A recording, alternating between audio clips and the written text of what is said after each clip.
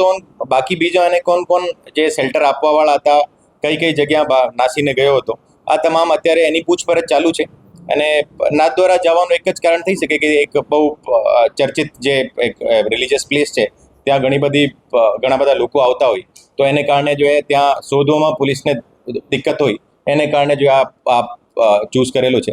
ઓર આ ખરેખર બાકી કઈ જગ્યાએ છુપાવેલો હતો, એને કોણ એને શરણ આપવાવાળા હતા, એ તમામ અત્યારે જો તપાસનો વિષય છે. ઓર એને કારણે અમે જે આ 4 દિવસની રિમાન્ડ મળી છે, આ 4 દિવસની રિમાન્ડ મેં તમામ મુદ્દાઓ પર જો મેં તપાસ કરી છે. વોરંટ એમનો જે 17નો વોરંટ હતો 11 ફરવરીને મળ્યો હતો. ઓર એને પછી જો એના 1 મહિના પછી અમે ફરીથી એમને 82નો વોરંટ મળ્યો હતો. અને અમારી ટીમો જે છે ઘણા બધા 4-5 મહિનાથી એને પાછળ લાગેલી હતી. ઓર ફાઇનલી જો એ નાથદ્વારાથી પકડાવેલું છે. એને અલાવા જે આ ગુનામાં પકડાઈ ગયો છે, બાકી જ્યારે એને કોઈ મતલબ બીજા ગુનામાં પણ જો એમાં ધરપકડ કરવામાં આવશે. છે અત્યારે આ કેસની તપાસ ચાલશે, પછી જરૂર પડશે તો જો એ ટ્રાન્સફર વોરંટ પર લાવશે.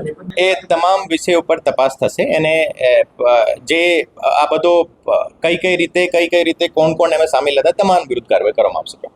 આપના પોતાના પ્લેટફોર્મ લલકારને લાઈક કરો, ફોલો કરો, સબસ્ક્રાઇબ કરો અને શેર કરો.